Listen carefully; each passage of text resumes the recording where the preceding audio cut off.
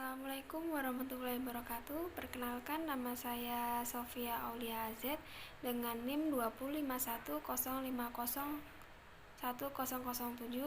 Saya dari kelas Perbankan Syariah 4. Di sini saya akan mempresentasikan materi yang berjudul Pendapatan Nasional dan Metode Perhitungan Pendapatan Nasional Makro Islam.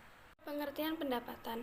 Secara ekonomi, pendapatan adalah hak dalam penggunaan faktor produksi milik sektor rumah tangga dan perusahaan dalam bentuk gaji atau upah, sewa, bunga, dan keuntungan.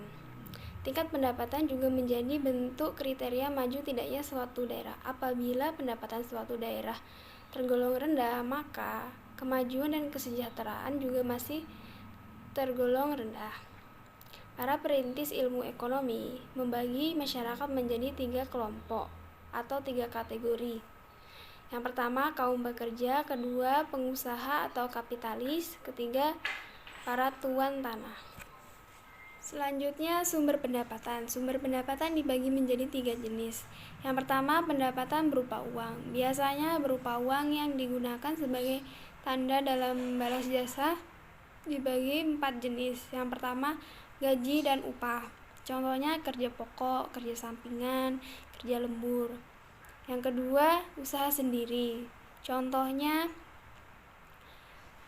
laba bersih usaha. 2, komisi. Ketiga, penjualan hasil home industry.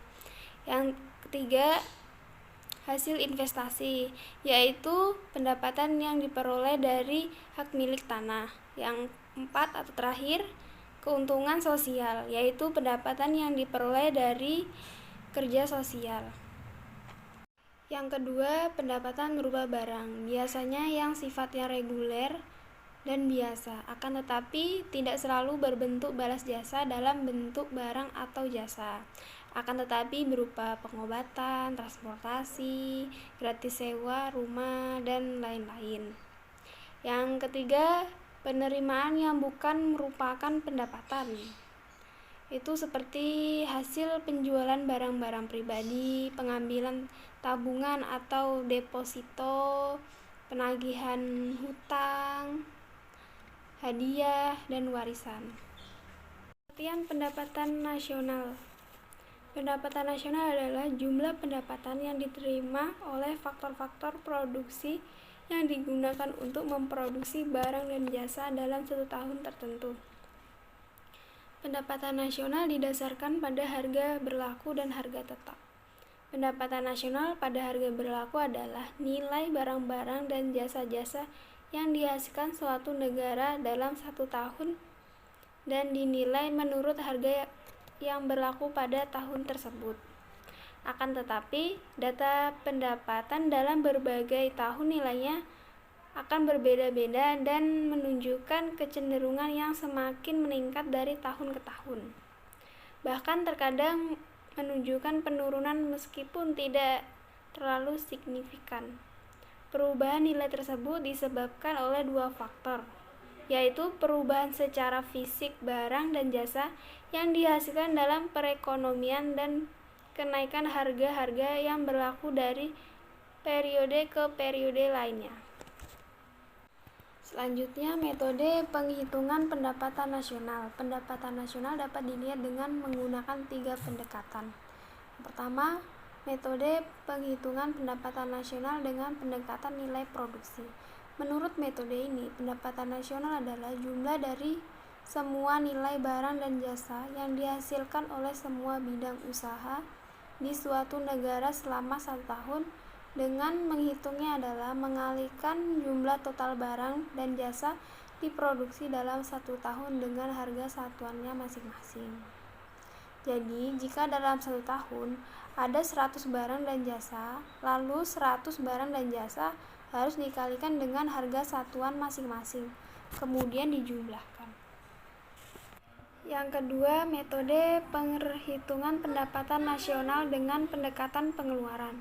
Menurut metode ini, pendapatan nasional adalah jumlah dari semua pengeluaran dilakukan oleh seluruh pelaku ekonomi di suatu negara selama 1 tahun dengan rumus sebagai berikut. Y sama dengan C ditambah I ditambah G ditambah X dikurang M dengan keterangan Y sama dengan pendapatan nasional, C sama dengan konsumsi oleh rumah tangga, I investasi oleh perusahaan, G pengeluaran pemerintah, X dikurang M ekspor neto, nilai ekspor dikurang nilai impor.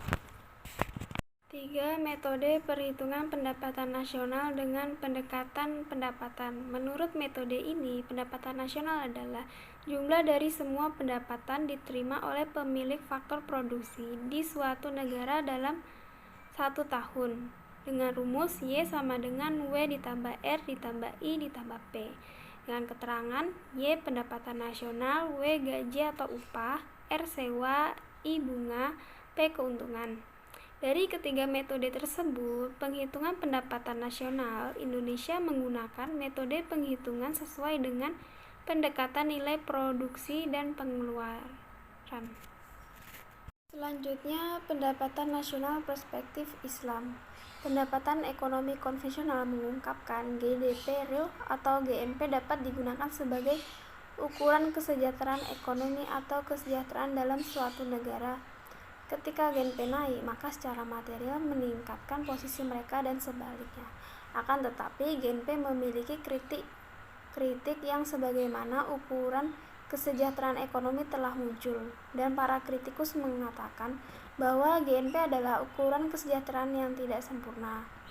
Misalnya, jika nilai output menurun karena orang mengurangi jam kerja atau menambahkan waktu istirahat, tentu tidak menggambarkan kondisi orang tersebut semakin memburuk.